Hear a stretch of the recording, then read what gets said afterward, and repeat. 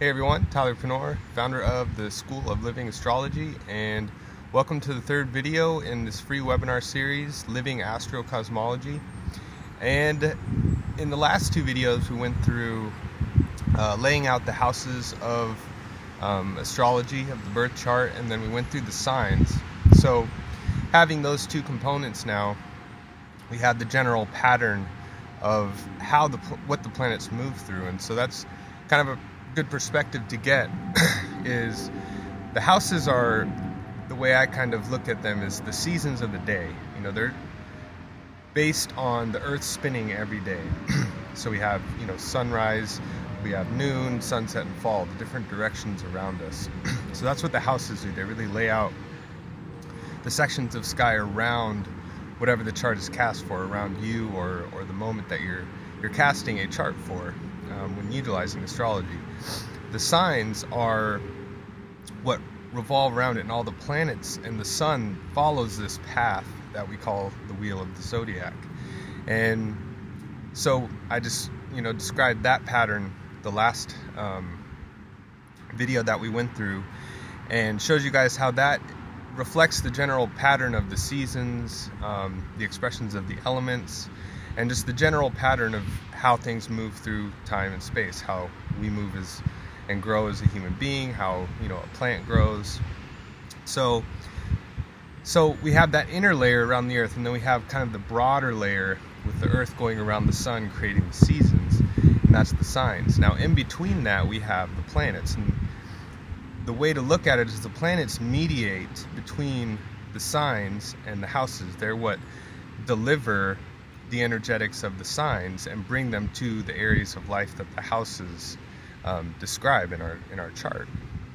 So the planets deliver these energetics in a specific way, and so that's what we're going to describe. So the sun, takes whatever sign it's in and passes it to the house that it's in a specific way. So in the language of astrology, you can kind of look at the planets as the verbs. They're like the acting force. So we're going to do the same thing we did with the houses, where we looked at the whole pattern and the planets as well, or the signs as well, but we're going to do it with the planets. So that's the key thing to notice, is that it's important to understand the whole pattern before you kind of go into the specific parts, to see the big picture, and then you can zoom in and all of the little parts make sense after that. And another thing I want to note with the signs, those lines from where Aries moves to Taurus and so on, they're not really lines there. The way that I understand and like to look at the signs is more like a rainbow, how each color kind of blends into the next. So there's 30 shades of each sign, the different degrees. There's 30 degrees in each sign, so a total of 360. And so the beginning of Aries is much different than the end of Aries, and so when you understand it in that way, you'll see that it's just this always evolving pattern. Colors blend in the next. There's not really a line, in the rainbow from red to orange. It kind of slowly shifts into the colors. So just another little analogy to kind of look at the signs in that way. So we're going to move into the planets, and the planets they represent the different layers of our human being. So we have the pattern that we move through with the seasons, but what is moving through that? So we have our mind moves through this pattern, our emotions move through this pattern. And so the planets really describe the different layers of the human being. And so as we go through this, kind of follow along, and just imagine we're going to start in the very middle. We're going to start with the sun, and we're going to progress out to each planet, so it's kind of like they're layers. So I always imagine like an onion, or the analogy I like to use is, you guys may be familiar with those, those little dolls, the Russian dolls that have like, a little doll, then another doll, and another doll, kind of layers and layers of them. So just imagine that as we move through the solar system, and kind of apply it to yourself and your own experiences as being a human. And this is something that the planets reflect. So then you'll really have an understanding of why they represent what they do, and it really maps it out in a really clear way, a very clear and precise way. So follow along with me, and we're going to begin with the sun. And the sun sits at the very center of our solar system. So how the solar system is shaped, how it moves, the speed of it, it's all connected to us. We live inside of this solar system. So how it moves is how we move. And so another thing for maybe some of the skeptics saying, how does that planet out there affect me here? It's not necessarily that it's causing you to do anything or affecting you. It's the fact that every cell in your body is moving the same way all those planets are. So there's a connection between everything. There's a connection between the way the solar system's moving and the way you were put together and the way that you move as well. So at the very center, I'm going to do my best to draw these out for you guys. So we have the sun. It might be hard to read, but at the end I'll kind of zoom in so you guys will be able to see everything. So the sun sits at the very center of our solar system. The sun is the life provider for our solar system. Every planet came from the sun, and no planet would be visible without it. So the sun really is the center and the seat of our solar system. And so in astrology, it represents the very core of our being, our very life essence, and where the light comes from. So it's the part of us that fuels all the rest of our bodies. All the rest of the planets get fed by the sun. So that's why sun sign astrology became so popular, is because it's like you emit that type of energy that your sun is. So you kind of emit the energetics of the season that you were born in. That's all astrology is claiming, is that you are connected to that time that you were born. So the sun sits in the very middle. The sun is the core and represents our very life body. So we'll kind of connect these to different bodies, so we have the sun is our life force, it's our life body. And so the next layer, the next planet, is Mercury. And Mercury revolves really fast around the sun. It's the first one to receive the light of the sun and pass it out to the rest of the body. So what revolves around the very center of our consciousness, what revolves around our heart, the sun is our heart. So what revolves around that is our mind. So Mercury represents the mental body. So our mind, it's the first one to receive the light of the sun, pass it out to the rest of the bodies. It's the same with our mind. It's the first one to receive the impulses and the creativity from the heart and then do something with it. So that's where Mercury got coined the messenger. It's the messenger planet. He brings and delivers information from the heart to the rest of our different bodies. So the tricky part is Mercury so close to the center, sometimes he thinks he is the center. Sometimes our mind thinks, yeah, I'm the center, I'm the most powerful, everything's about me. But the teaching is that if we identify with Mercury as our center, or our mind as our center, we're just going to revolve in circles around ourselves and never get to the heart of the matter. And so, you probably know that too, people, or if you are very mentally driven and you feel like you're spinning circles sometimes. So if you identify with the sun as your center, or your heart as your center, then Mercury becomes a very helpful messenger for the heart. But he's not very good at leading, he'll just spin in circles forever. So we have the center, our sun, our heart of hearts, our very core, our life body, and then the next layer is Mercury, our mental body, the messenger part of ourself. So the next planet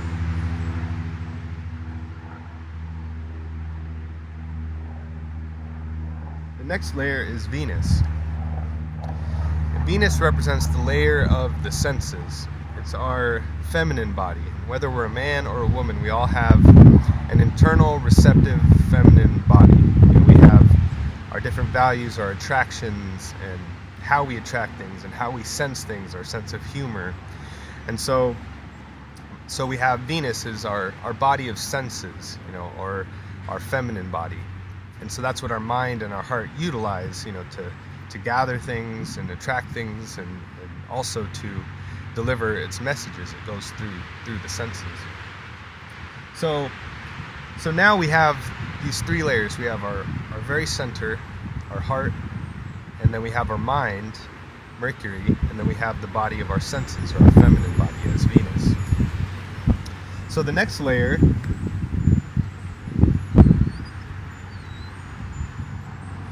is the Earth. So the Earth is this physical body that we live in.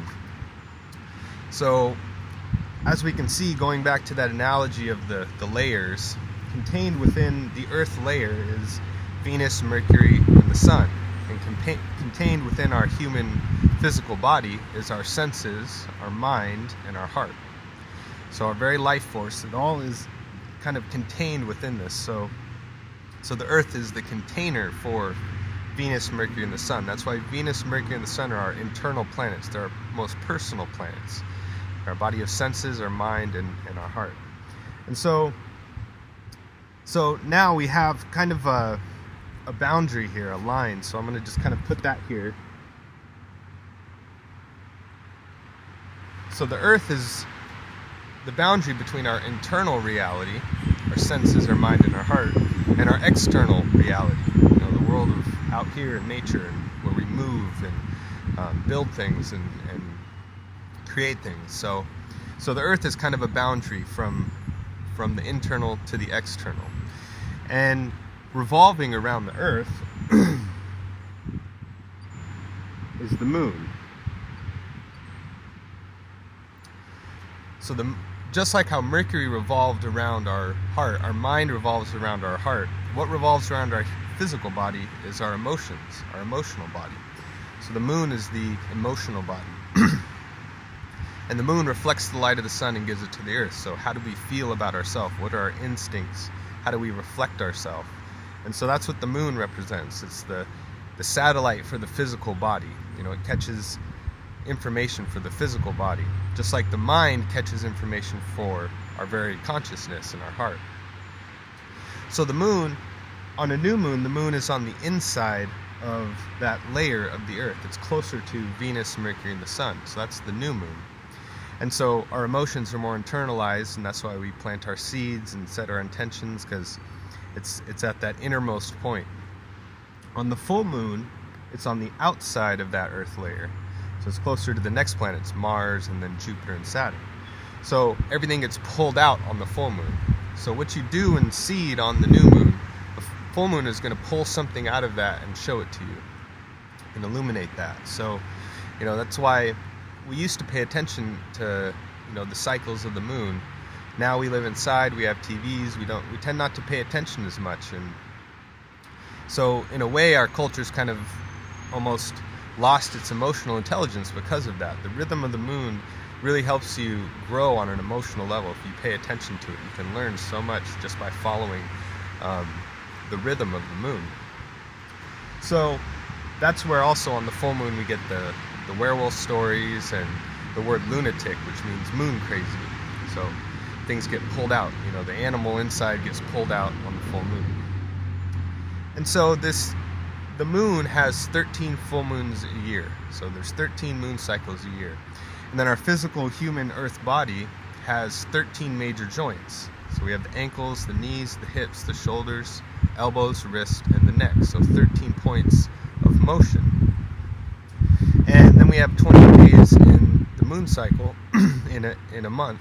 And we have 28 joints in our hands. So you guys can count them. So the joints are connected to the rhythm of the moon that way. That's why we tend to store certain emotions in our joints. And then if we go back to the wisdom of the signs, we see which joints are causing us issues. We can see what type of emotions maybe we're getting stuck on. So now the moon gives us the ability to feel, and to reflect and have these emotions. So we're going to kind of build these layers. So now we have going back, we have our heart, our center, we have our mind, Mercury, then we have our senses, Venus, then we have our container, our physical body, the Earth, and then we have our emotional body, which revolves around that. That's how we can touch the ground and feel what's outside of us on the inside. It's that emotional body that lets us feel things. So the next planet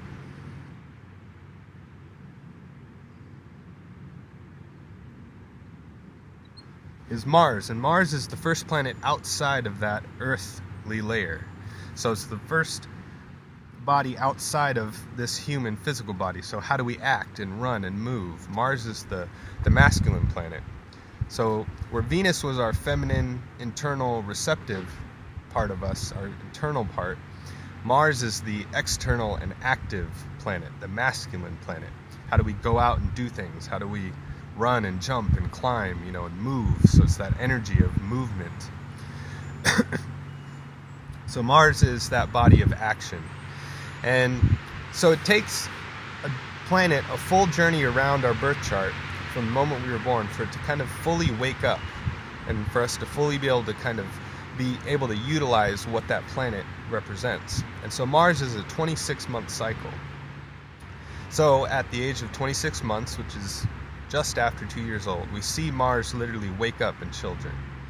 And it happened to all of us too. So at that age, that Mars wakes up and all of a sudden now they're running and jumping and they're moving around and throwing temper tantrums. We call it the terrible twos. And so there's this noticeable energy now moving out of them. And then they learn the word no as well. And that's, that energy of Mars. And no, it's outgoing, or before that, the only development planets before that age were the Sun, Mercury, Venus, and the Moon. So the receptive, the feminine, the taking in. But then at that age, just after 2 years old, we learn the power of no, and we start moving and running and bumping our head on things and, throwing those temper tantrums.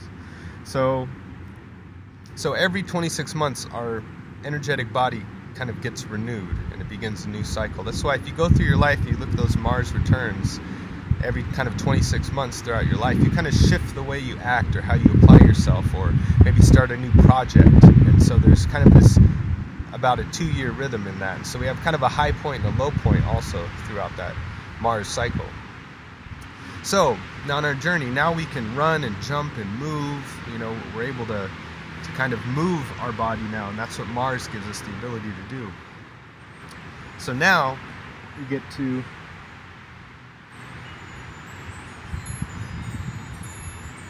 Jupiter.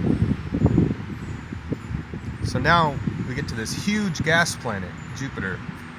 And so if you think about it, like I said, what the planets are even made of and how they move and all that reflects what they represent. And so now we're getting to gas planets. So Mars was the last solid rock planet. So with Jupiter now, he's the planet of expansion and growth. And so now that we can act and move, well, why? What's our goal? What are all our actions amounting to? What lessons are we learning, and what beliefs are fueling our actions? So that's what the planet Jupiter represents, all those things of expansion and growth. And if you think about it, your beliefs, the story you're telling as you're going about your life, the lessons you're learning, all of those things are more gaseous. They're not solid and rock-like. They're more etheric. And so that's what Jupiter represents, is that all those things of growing and expanding, and our story and our lessons and what we're learning. So Jupiter is just shy of a 12-year cycle. And so right around that age of 12, what happens? Jupiter wakes up and we have puberty, and we literally grow and expand. So every 12 years we begin a new cycle of growth. So we kind of have these time periods. Around 12 is an expansion year. We have that puberty. Then again around 23, 24, we have another expansion and another beginning of a new growth cycle. And then again around 35, 36. So every 12 years. And I kind of think of, if our life is like a story, that Jupiter cycle every 12 years is like turning a new chapter. So the story kind of shifts, our story changes. And at that age too, when we hit puberty, we hit that 12 years old age, not only do we expand, but we also now start telling our own story and start formulating our own beliefs, and we can kind of learn on our own now. So we can see that's what that layer of us is, this expansion. And so in between Mars and Jupiter is an asteroid belt. So in between our actions and how we move and do things and our goal, Jupiter, and what we're trying to learn, are all these little challenges and lessons and roadblocks along the way. So we can even see how the solar system, again, how it's shaped and what's there really reflects our human experience. So we all have known that between, okay, I want to do this and try and take action, and you have all these challenges and little lessons you have to learn to get to your goal, you know, and and grow. So now we get to Jupiter and we can grow and expand, and Jupiter kind of nicknamed the guru planet, you know. As he goes around our chart, he talks to us kind of like, if you believe you can do anything, you know, he's that planet of belief, that very optimistic planet. So kind of represents our own optimism as well in our chart. So you know, Jupiter says, hey, if you believe you can do anything, and that's true to a point. So then we get to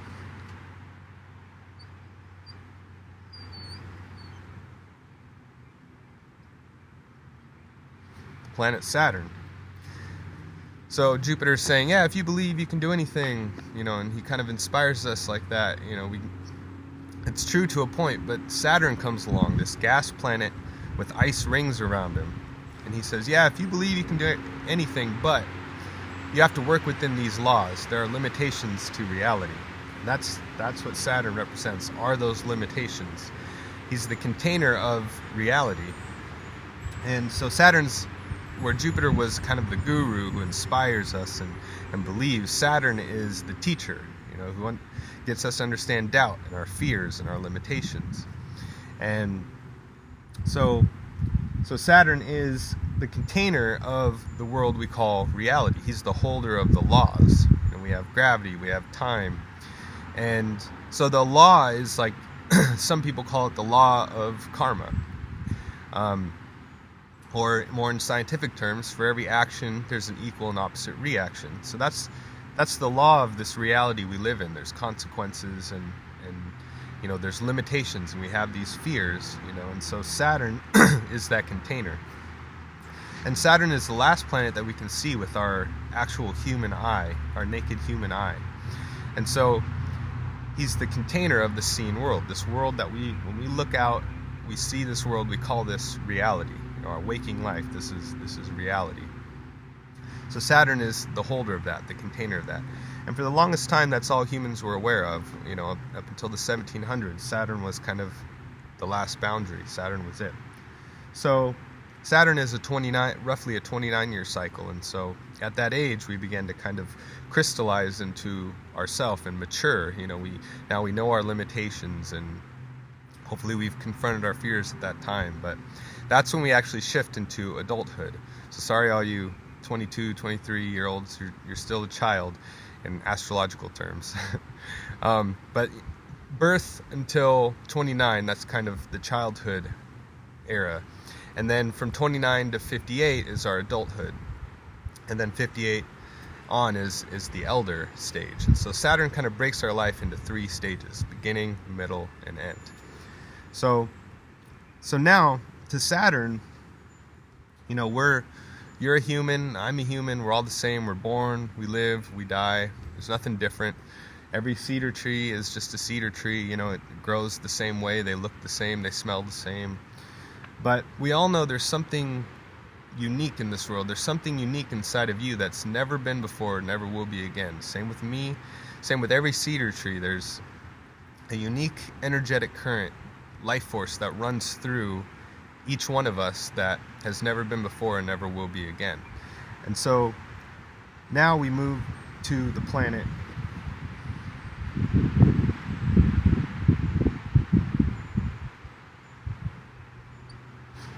Uranus. And so Uranus represents that unique energetic electric quality that is us, our own unique viewpoint of this world that we call reality. Now he's the first planet outside of the seen world. Of Saturn on in is all visible planets. Those are our visible 7 planets in the sky.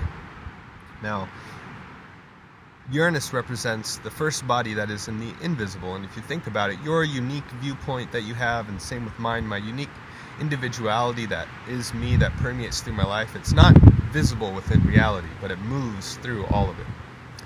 So also thinking of the chakra system, we have the 7, you know, we have all the 7 chakras are Saturn on in, and that's the foundation. And then Uranus is like the Kundalini, that energy that runs through all of them. And so Uranus is an 84-year cycle, and so it takes like a whole human lifetime to develop. And so Uranus represents that part of you that right now, if you look around and we're looking at this world that we call reality, if we see it and you're looking at it, there must be a piece of you sitting just outside of it that's observing all of it. So Uranus represents what I call the watcher, the observer part of you. So that kind of viewpoint that's watching your emotions and watching your actions and watching your mind and your beliefs and your fears, and it's just observing it all. So everything contained within Saturn, within reality, shifts and changes and is affected by this world that we call reality. You know, your mind changes, your emotions change, your actions, your goals, even your fears, all these things shift and change and are affected by this world we experience as reality. But that one part of you that's remained the same from when you were born till now, that's just watched and observed all of it, that's what Uranus represents, is that body. And so when we go to that part of ourself, we kind of have epiphanies. That's when we wake up to things. We kind of think outside of the box. So Saturn is the box, that Uranus is that mind that kind of gets outside of the limitations. And so so in Uranus we found in 1781, and that's when the French and American Revolution happened, around the time where we signed the Declaration of Independence. And so this uniqueness now came, this wanting to change, and we called it the Age of Enlightenment even. And we started using electricity, and Uranus on a more physical level represents electricity and like lightning, you know. And so we started harnessing the power of Uranus after 1781, and that's how we came up with using electricity. Now we have lights, and you know, it's just a part of our reality. So Uranus represents that part of you that is sitting there just beyond the visible world of reality. And so I kind of think of too Uranus as like your observer, you know, your watcher, and during your waking reality you're observing what's within Saturn. So this is your waking life in here. But what happens when you turn away from your waking life, when you go to sleep and you go to this place, you know, or you have, and it's the world of dreams and imaginations and visions. So the dream time. So that's what the planet, get a different color here. So we get now to the planet Neptune. So Neptune represents the dream time, or the spiritual landscape. And so if you think about it, what's beyond your unique individual awareness, there's this whole realm of dreams, and we tend to write it off too. We kind of say, oh, it's just a dream, but we all go there. We all have dreams. We've all been to that space where what we call the dream time. We all have our imagination, and we all have visions from time to time. And so that part of you, though, you go into this realm that is not bound by Saturn. It's not bound by time and space. There's no limitations. You can fly, and you know, all these different things that don't happen in this Saturn reality can happen. And so that realm of kind of imaginations and dreams, that's what Neptune represents. And if you think about it, everything came from there first. So right now, wherever you're at, look around you right now. Anything that a human created, first they had a dream about it, or it was in their imagination, or they had a vision. So everything came from there. And so the more we're connected to that side of ourselves, to our dreams, to our imagination, and to our ability to envision things, that's how we manifest things here as human beings. We pull from that realm, that spiritual landscape. And so that's what the planet Neptune represents. And Neptune is a 164-year cycle, so it's, you know, maybe we go through multiple lifetimes, or that's why in a dream too, maybe you have these past life type dreams, or just different life dreams, or a future possibility. You know, it's not bound by time and space. So we found Neptune in 1846, and at that time, there was kind of this spiritual revolution. We started diving into the human psyche, and we started using kind of these visionary tools like cameras, taking images and pictures. And theater became really popular as well. Kind of blew up. We built a lot of different theaters, which Neptune rules that realm of theater, our imagination, and we paint it into a story. And so that's why even you go to a lot of those theaters and you'll see that symbol of Neptune, which is the Triton, the kind of like pitchfork thing that Poseidon uses. And you'll see a lot of mermaids and different things like that. You've probably, if you've ever been to one of those older theaters from kind of the 1800s, you'll see a lot of that symbolism in there. So Neptune is that realm of dreams and visions and our spirit. So now moving beyond that, what's beyond that layer? So we've kind of gone way out. We started in the middle. So we'll kind of recap our layer of our sun, our heart. And then we have the layer of our mind, Mercury. Then we have our senses, Venus. And then we have the Earth, this physical body. So this physical body is like a container for Sun, Mercury, and Venus. So there's a boundary from the internal world of our thoughts and feelings and senses and our heart to the external world of our actions, Mars, and then Jupiter, our growth and our story we're telling and our beliefs. And then Saturn is another boundary. So Saturn is the boundary of the seen world that we call reality, the world we can see with our eyes, and the unseen world, or the more spiritual side of life, which is what the next planets represent. Uranus, our unique individuality, and then the next layer, Neptune, our spirit and our dream time and our visions. And then when we get further out, that part of us, now we're kind of losing that connection to the individual side, and so we get to the planet Pluto. And Pluto is like that point where we all connect. It's like the human soul. So it's that part of us that we're all connected by, which is the power of life and death and transformation. So that's the one thing that we all have in common. I don't mean to be a downer, but we're all going to die. And what does that mean, though? All of us, and even every plant that you see right now, is all at one point going to die.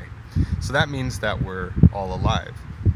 So Pluto is that point that connects all of us through life and death and transformation. So the one who brings death is also the bringer of life. So Pluto represents that part of us, that part of this, that's where we kind of connect to humanity. So when we kind of think of what's my sole purpose, why am I here, how can I influence this world, that's beyond just me, and I'm talking about, humanity. And so Pluto's a 248-year cycle. So, civilizations move in that kind of way. So it's not only is it wider layers of ourself and getting further away from that sun, our center, it also, the time layer, basically takes longer and longer and longer for those different layers to move. So Pluto represents that kind of point where we connect to all of that. So Pluto is that power of the raw power of life and death itself. So those are the unseen planets, and on a more like grounded way to understand those outer three planets, Uranus is kind of like electricity, Neptune is like magnetism, or that invisible attraction, and then Pluto is death and transformation itself. And so we also found Pluto in 1930, and that was right when the world wars were going on, in the beginning of the nuclear age. And if you think of nuclear power, it's like the smallest thing but the most powerful, the splitting of an atom. And Pluto is the smallest planet but also one of the most powerful. So we began to harness that Plutonian energy at that time. And so that's what those outer three planets represent. And if you think about it, those things are kind of a mystery to us. We can't really see them, but yet they permeate through our whole life as a human. Our uniqueness, our individuality, our dreams, our visions, and our spirit. And then our greatest purpose, or life and death. We see something die, that's a mystery. Where does it go? And so sometimes I think asking what's beyond death is like saying, what's beyond Pluto? Well, what's beyond Pluto is a whole cosmos and other galaxies and solar systems upon solar systems. So maybe it's the same way in that respect. So then the final one that I want to talk about, which is a small planetoid named Chiron. And Chiron has a unique elliptical path. So he exists in between, and I won't draw it because it'll kind of mess everything up, but I'll write where he goes around.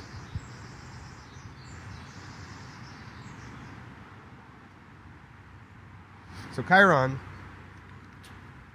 has this unique elliptical path, which is he gets kind of closer to the sun and then further out. And so it's a 51-year cycle too. And so in our analogy now of these different layers of our being, so kind of like how the moon, gathered things from the internal world and passed it to the external, and then, gathered things out here and brings it back within. Well, Chiron weaves another boundary, the boundary of Saturn, so the boundary of reality in the seen world. So Chiron has the furthest out he goes is out by Uranus and Neptune. So out in that realm of dreams and Uranus, where Uranus is our uniqueness, and in the unseen landscape. And then he comes in closer, and he moves closer than Saturn. And so he sits in between Jupiter and Saturn. So now he's in the visible world of reality. And then he goes back out. So he weaves together the seen and the unseen. He weaves together that boundary of Saturn. And so he has one foot in the invisible realm and one in the visible realm. And so that's why he's nicknamed the Wounded Healer. He's that healing planet. So Saturn is our fears and our limitations and our boundaries. And we have to break beyond Saturn, our fears, to get to our Uranus, our unique individuality, our unique gift, and to get to our vision and our spirit and our imagination for our life, and then to get to our Pluto, our purpose, our deeper purpose of why we're here. We have to move beyond Saturn, those limitations. And so Chiron is the one who helps us to move and weave that boundary together. And so the path of healing is what Chiron represents. And so we have, as a human being, we have suffering. And Chiron kind of shows us where our main point of suffering is. It's that wound of ours that always kind of hurts. But it's also our greatest teacher, and it's our kind of pathway to get out to our unique qualities and our vision for our life and our purpose. And so that's really what the healing path is. So as a human, we're always going to have a hard time throughout life. There's going to be different stages where we suffer, we have a hard time. And if we kind of cower to that and pull back and don't address it, then we just stay stuck within Saturn. We stay stuck in our fears and our limitations. But if we look into it and we begin to move beyond it and see what it is, that it's trying to show us, it's going to take us out, and it's going to help us to see something in a different way. And that's what Uranus is. We might have an epiphany, and maybe we'll have a vision or something, or we'll have a dream. Maybe we'll find our deeper purpose through it. So if you look at your life, all those times where things were really hard, that's where you learned your greatest lessons. So Chiron is that teacher in that way. He helps us to heal ourselves and to learn our own wound and our limitations and how to move beyond them. So that's what Chiron represents. And I just put it with this little circle here to show you which planetary layers he crosses. But he does go around, the sun. So the furthest in, like I said, is Jupiter, in between Jupiter and Saturn. Then he moves out on his journey, his elliptical path, and then he gets further out than Saturn, and then right out by Uranus and Neptune. And so that's what Chiron represents. That's why his glyph is like the key. He's kind of like the key that unlocks the door. And so now that's the pattern of our solar system. And so it's pretty much a map of the layers of our being as a human. And so you can see even the connection point between them, so it's not just what they are individually, but what layer do they represent, and what does that layer sit in between, like our fears. Saturn sits in between our Jupiter beliefs and the story we're telling, and our ability to change Uranus and to wake up and to break those boundaries, and so you can look into this and just learn so much, if you just kind of look at the solar system in this way and apply it to yourself. There's infinite patterns within that.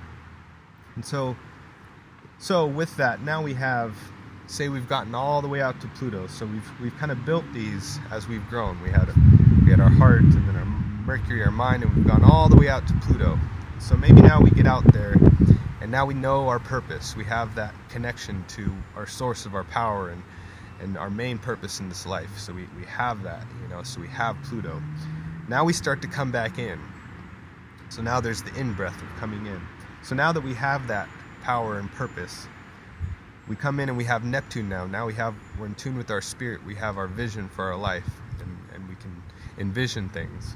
And then we come within, and we have Uranus now. So we've woken up to see ourselves in a new way, to see reality in a new way.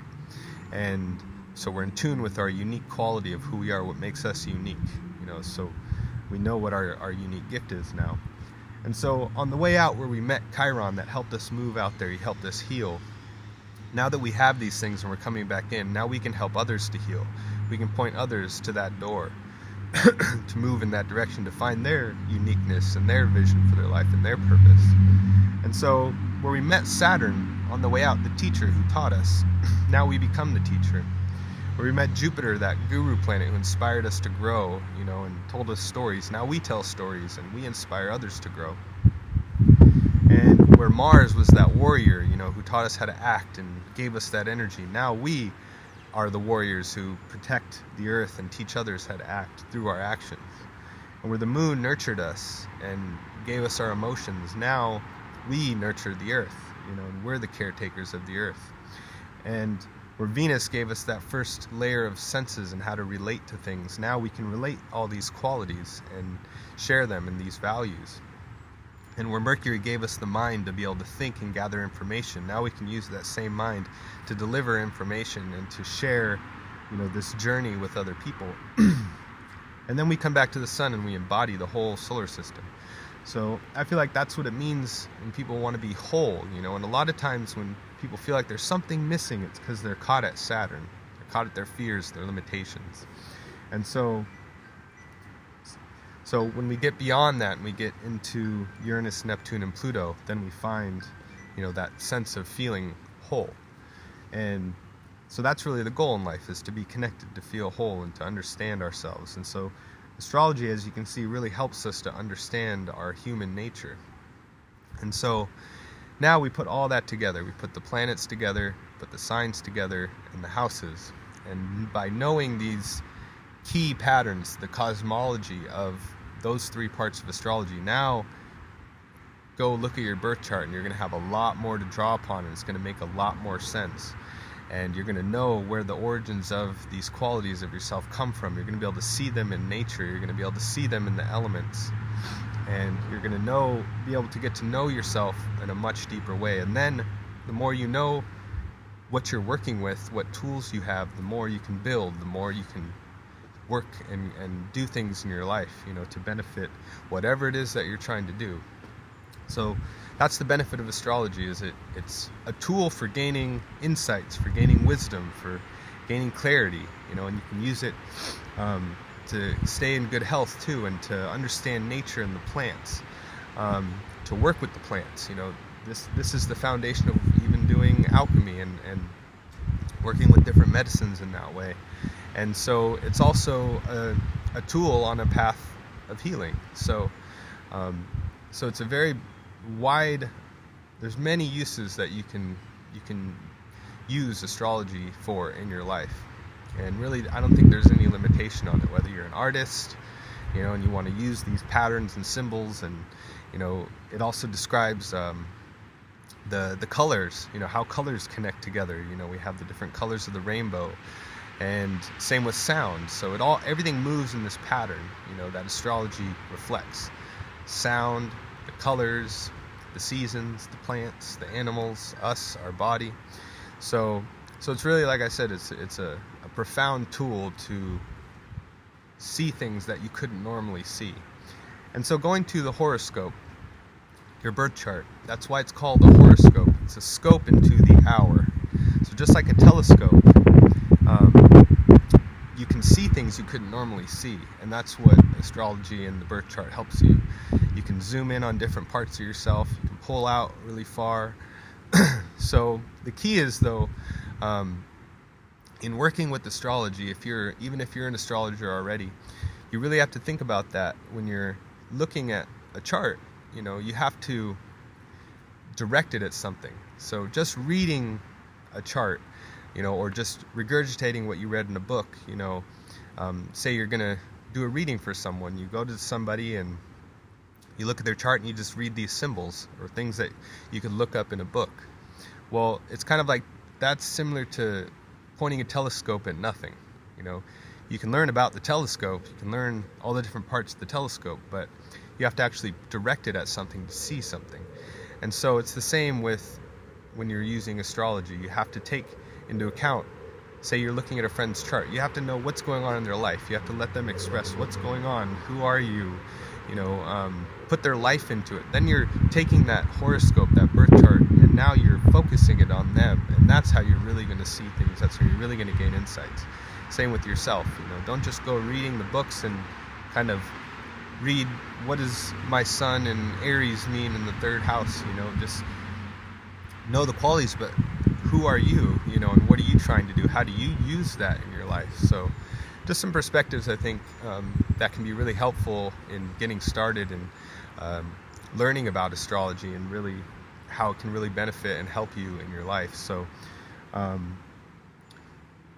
going to bring this a little closer so that you guys can see and take a look there and just see the pattern. And I tried to do good circles and everything, but it didn't come out as good as I'd hoped. But yeah, so I hope you guys really enjoyed this video series here, and I hope you really can take something out of this and begin to start looking at your chart maybe, and having a new understanding, a new ground, a new framework to work with. That really makes sense. And learn more, continue your path. Astrology is a journey. The more you look into it, the more you get shown. And I learn every day that I look at these patterns and I tell these stories, I learn something new. So I want to thank you guys, and feel free to head over to thechironium.com and check out my website there, and you can see if you really like these teachings and you like this approach to astrology. I have a bunch of programs that I'm doing this year, and they're starting really soon, so head over there and check it out before it all starts. And I have an apprentice program which is for only 7 students, and there's still a couple spots left. Then I have an online program that's very in-depth, and it goes over the whole year with videos, 9 videos each season, 9 in the spring, summer, fall, winter, and then back to spring again. And you guys are going to have downloadable audio files for that too, so you can listen to it on the go. There's going to be PDF files, all these write-ups that go along with it.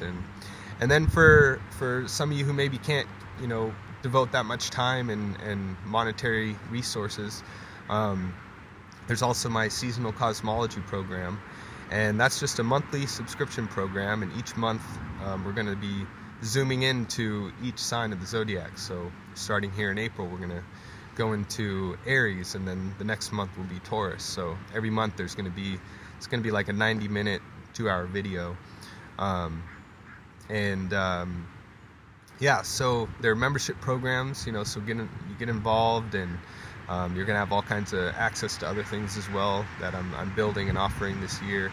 And then there's also my free membership, the Chironium membership, and that's where I'm going to post a lot of videos like this, just free videos, and got an online forum, and just want to kind of create a community of people so we can all learn together and grow together and support one another. And yeah, so again, thechironium.com, go check that out. And thank you so much for watching these videos, and I'll see you in the the next series that I release. Have a good one, everybody. Thanks.